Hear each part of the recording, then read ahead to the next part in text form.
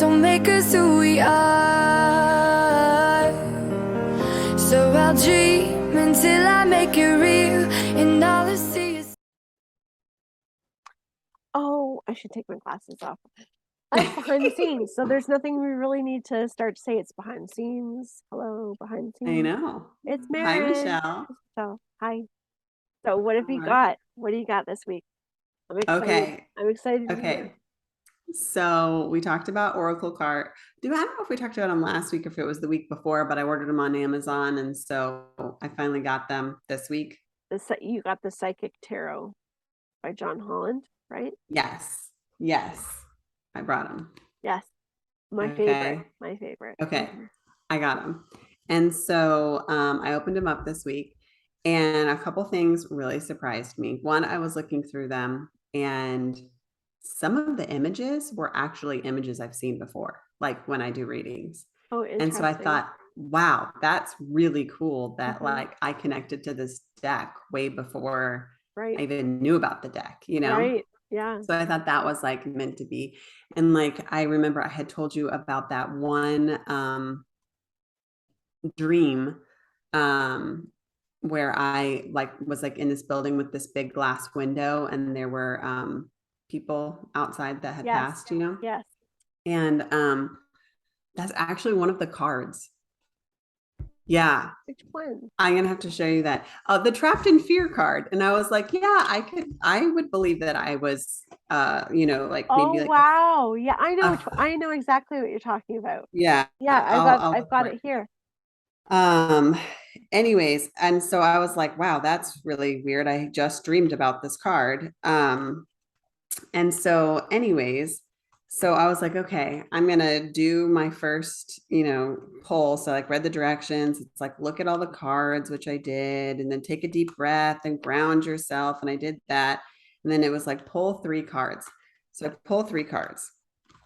And the funny thing is that there was kind of a theme going on in my week.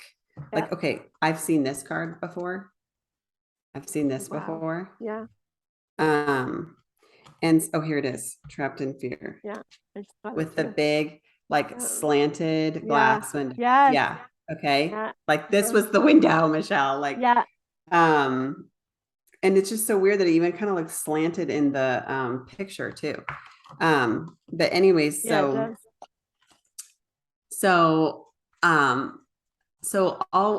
last time we talked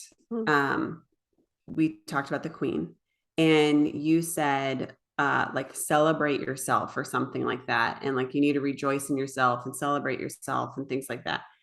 And I said, you know, Josh, like I really feel like, and there was a Reiki healer that told me I needed to let go of the past or something like that to bring forward like new opportunities in the future or something. And I'm like, I really feel like those 2 messages really meant like, I am still so fearful of what people think about me if I tell them about that I'm a medium. Like I go to work every day with these ladies, and they have no idea. And like one of our schools, a Catholic school, so we're talking about religion all the time, and I'm just like, you know.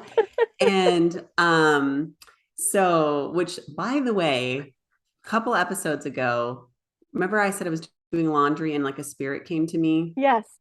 Okay, something about that spirit made me think that they had like recently passed. So I like looked in the obituaries for his name, because I can only get like when they tell me their first name 3 times, but it'll all be like a different first name that has the same first letter. Right. So I knew what his name started with. There's only one person that started with that first name, and their service was at the Catholic school that I go to. Yeah. And I was like, oh, yeah. So pretty sure that was him. Yeah. He followed you home. He followed me home. So anyways, so I'm like, I really feel like I need to step out of this like fearful, like what are people going to think of me, and like just be proud of where I am, like on my spiritual journey. And you know what I mean? And it's okay. Like just love yourself and be proud of that. And if people judge you, just that's fine, because you're proud of yourself, right? Yes. That was like the message that I that I got from that whole Queen story. Mhm. And it just like made me think of like, I had this friend in college and he was gay, and I went to college out of state, and he was so confident in his sexuality and so like, you know, like he was just like, I couldn't imagine that there was ever a day where he wasn't Yeah. gay or open about being gay. Yeah.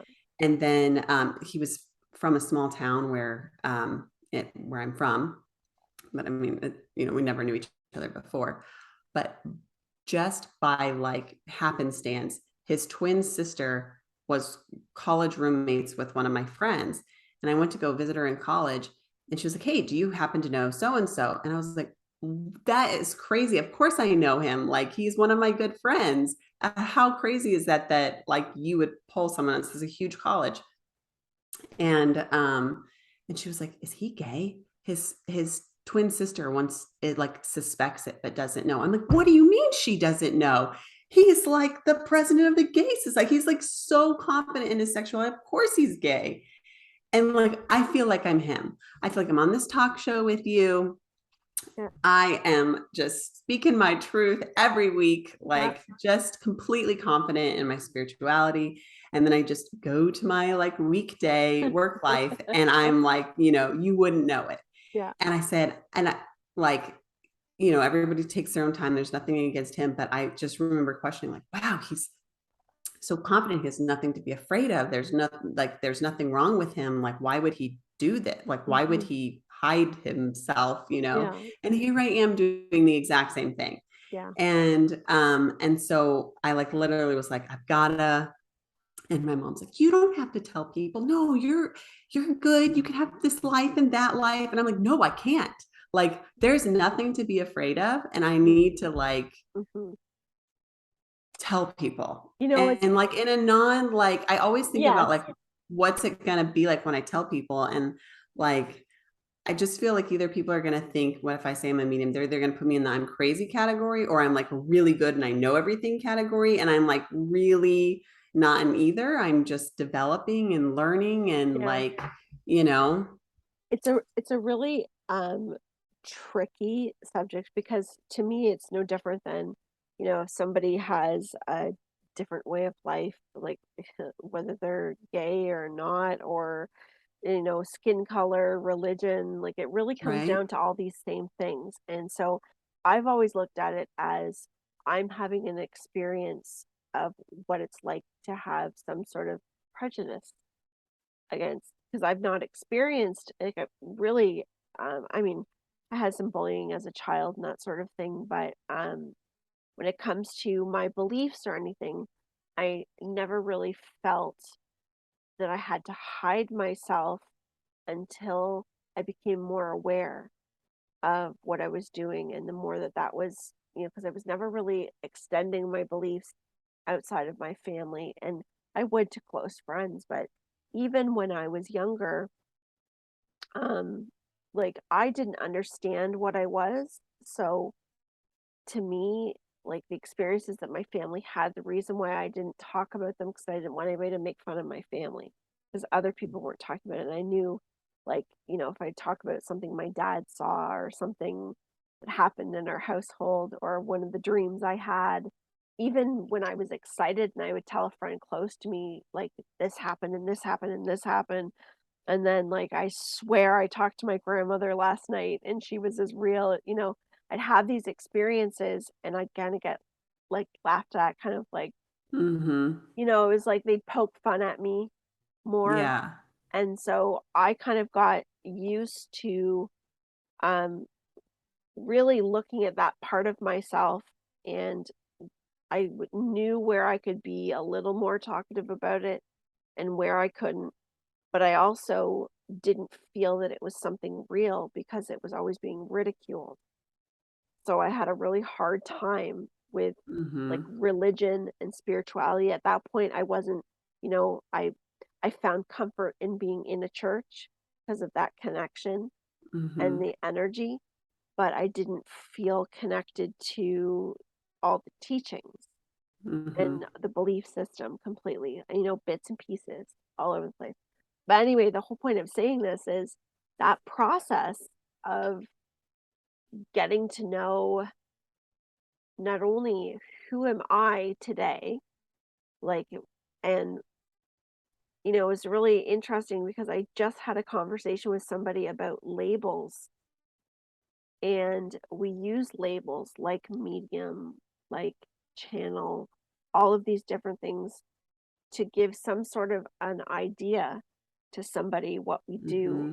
But really, it's so much deeper than that. It's so much more than that. And labels in general, I mean, we have them so that we can just have some sort of a description. But the danger of it is a label can carry so many of people's experiences and Mm-hmm. beliefs, and it can really put something in a box. So I have a hard time with the actual label. So what I do, and I mean, I've lost relationships over this. I've I have people that I don't talk to anymore that I did that um and I want to say like that I changed, I guess, because I became more comfortable with who I am. And I also because I did change. And so my beliefs maybe and how I was being with other people wasn't authentic, Mm-hmm. so as I would change, it would not be compatible anymore. But and there's some people that um don't talk to me as much or don't interact with me because I know it's very hard for them, and it brings up a lot of emotions with people too, especially when it comes to grief. And it can be very touchy subject, but at the same time, I could not be any more comfortable with myself than I am today. There are times around certain people where I just minimize my conversation. So I don't maybe bring in a conversation of spirit, even if I see spirit there, even if I feel spirit or see sparkles around someone's head or feel something's coming in for them. I don't say it. And just like no matter what profession we would have, you know, we wouldn't give somebody advice about their car or give them psychological advice. We try to take the moment for where we're at with the person. But there's going to be times where that energy of, no, I am proud of who I am. And I'm going to say it, or I'm going to be honest with these people. And we'll know, just like within your work, you know, that's a decision within you that, no, I want them to know what I Mm-hmm. do. And that will be kind of a case by case basis with all of us. It's like, where are we comfortable? And that can change. Maybe we're not comfortable in talking about it with some people. That's just a process everybody's got to go through at some point. I pretty much licked that one in the bag when I went on channeling Eric. Like, Well, you I know, know, but it's like you wouldn't know that I do this unless you probably Googled my name. yeah, So, yeah, so it's like, I'm kind of, I just totally relate to that friend because I'm so out in like one area and one, grouping of people, and then I'm so not yes, out in the yes, other. yes. Um, but anyways, so I got my Oracle cards and, I was like so afraid to do Oracle cards, which we didn't really talk about it on the show because I was so afraid of like the death card and Yeah, like, yeah, and we kind of talked about it. You said yeah. like when you get the negative cards and stuff. So, that always made me nervous, but I was like, okay, well, I'm going to do it. First freaking card I pull is the death card, which is the transformation card in the Oracle card deck. And at first, it was a transformation. I was like, oh, that's a nice card. And then I read the book and it's like, this is related to the death card. And I was like, are you kidding me? That's my first card that I pull. And so, of course, that's the lesson is that it's the first card you pull. And then I pulled the balance card, which says lifestyle adjustments are required. And then I got trapped in fear, face your fears so that new conditions and people can manifest. And I was like, I'm so used to getting your outlook is good, things are positive, you're growing, you're manifesting, you're this, you're that. And I get these three cards on my first Oracle card pull, and I'm like, what? I don't think this was for me. Maybe my energy's not on them enough. Like maybe I didn't ground myself enough. Like I don't know. And I was like, but I do really feel like they go with the whole theme of the week, which is about kind of expressing myself and not being trapped in fear of whether people are going to judge me, and that, Right. like I need to let go of this fear. And so anyway, so I was like, but I don't know. It's so not what I normally get, Yeah. And so I was like, okay, guys, I'm going to do one more poll. And like, of course, it says that in the directions. Don't do another poll if you Yeah. don't feel like Yeah. these are your cards. But I was like, I'm going to do one more. But this is going to be like the overall, like, recap. Like, so, like this is a different meaning. Like, this is the overall card or Yeah. whatever, right? And I pull it, and it was the throat chakra. And I was like, you've got to be kidding me. I was trying to like go in a different direction, and it was just like, no, Yeah. this They won't is, let you. They won't let you. yes. And that's the beautiful part about what I discovered with these cards, because to me, they were not frightening cards, okay? Because I had that Yeah. same feeling. That's why, remember we talked about that a little Yeah. astrology roll, and I would see things on Yes. certain days and be Yes. like, no, and that kept me away from it for a long time. But they will not lie to you. And Yes. this is the one thing that when we channel for ourselves, when we speak to spirit for ourselves, when it starts to come to the things that we need to see, there's like a different way, and I'm sure you can understand what I'm saying. There's a different way that, say, we're talking to Eric, he'll tell us things, but it's the looking at things more specifically. Like we can Mm-hmm. generally understand something, Mm-hmm. and it's different for me anyway when I channel for someone else than it is that when I talk to Eric for myself. Mm-hmm. I find it different. Now, if I'm talking to Eric about somebody else doing something, then I hear it different. But that's also because it's challenging to get those judgments and emotional attachments off of ourselves personally. Mm-hmm. We have to work through that.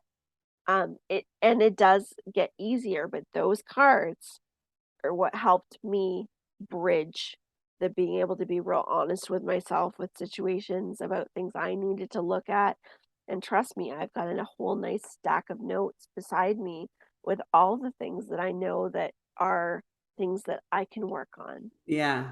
I was like, oh, so that's what the oracle cards are. All the spirits, they're giving me all the nice stuff. And then the oracle cards are like, let's get down to business and Yeah. get you better. Yeah. So, or expanded, or however you would And say. So, it's there's a great deal of movement in those cards because they're very honest, and there's always a spin to it that, like the transformation card, that is actually an awesome card to get, because that means that you're right on the brink of something amazing. yeah. Because when you are honest with yourself and you go, oh, okay, wait a minute, I do need to step forward. When we have these little pushes and they do not go away, these are, if you want to grow, you got to step out and decide what those little pushes are for you. And like for Yeah. you, does that mean that you need to go into work and tell everybody what you do? No, it could be a conversation that you're having with one person. It starts to come up and you say it, Mm-hmm. because that's going to release that energy. And when that happens, everything else starts to move faster. And that's how our consciousness, we clear, we bring in more information, more light, and we expand. And then we start to build pressure again. And something else comes up, and the energy of moons and all of the different shifts in the atmosphere around us are what helps support it, sometimes speed it up or clear things, or things become more obvious or stronger. But that's how it Mm-hmm. works, a continuous contracting, and it gives us that little bit of contrast and shows us what we can do to reach the prize on the other side, because there's Mm-hmm. always a prize. So when this moment comes up, and it will, because by you understanding it and accepting it, you've now accepted that energy into your life to flow freely. So rather than, and Eric's just saying, it'll come no matter what. It comes no matter what. But you've now turned the tap on so that it'll flow freely, and you'll see that it'll work out exactly the way that it needs to. And it'll always come out better than what you expected, or you'll see purpose to it and through it. There's always going to be a very expansive gift, usually an experience, something that we are gifted, that we experience from that trust and from working through that. And that's always there. And that's why it becomes exciting. You know, that's for me what gave me that drive every day, is because it was expanding me. I was experiencing more. My consciousness felt like I was really doing something positive for myself. My confidence Mm-hmm. started to raise. And at the same time, things were coming to me to let me express what I was doing out into the world to help other people. It all works together. So it's quite amazing, because the transformation card means that you are in a very powerful shift period. Yes. Well, then I did it the next night because I was like, oh my gosh, this is the real deal. Right. And oh my gosh, did I write it down? I don't know if I wrote it down, but it was all yeah. Oh, they were all really good Yeah. cards. Like I was like, this is what I'm used to. So I got like the light card, which is prosperity and bliss are promised. Mm-hmm. Rejoice in celebration, which is like, I think that was like the exact word you said. Like when you follow your heart, there are no limits. And I saw an orb, and then rest and rejuvenate and take time for you. And I'm like, I just love it. So And that's exactly, so it's telling you the story yes, of it what's is. Is it happening. not? Yeah. Yes. And I know. that's what this will do. If you allow it to, it will tell you the story of what's happening, of what is to come. Because what Yeah. happened was, you took that first card reading and you understood it, you accepted it and said, okay, all right. So by doing that, do you see how the energy shifted Mm-hmm. to what's next? And what's next is that. Mm-hmm. So Oh yeah, that's I exactly did. what's Yeah. happened. So you just shifted the energy, and that's exactly what Josh can do. Yeah. Same thing. If he Okay. pulls 3 cards, takes what it means, applies things to it, watch things shift. Yeah. It's all within his power. And all these cards are is a tool to help us have the realizations and understandings necessary for us to then shift our outlook, shift the direction of how we are producing energy, pushing it out into the world, because it allows us to think differently about ourselves. And thought is powerful. Yeah. Emotion is powerful, very powerful. Yeah. So I'm excited. Well, that is all my Oracle story. So Awesome. Okay. cool. Well, that was good. Yeah. I think that was kind of a long behind the scenes, but thanks guys for listening to a behind the Yeah. scenes Thanks. I session. hope you guys get to try them. They're really Yeah, awesome. so I'll put them in the description, but they're John Holland. Yes. There it is. The Psychic Tarot Oracle deck by John Holland, and they're really beautiful cards, and they're a lot of fun. Okay. I got on Amazon. Oh, So perfect. Okay. So there you go. You can buy them on Amazon. I'll yeah. find the link. Okay. Okay. Take care, everybody.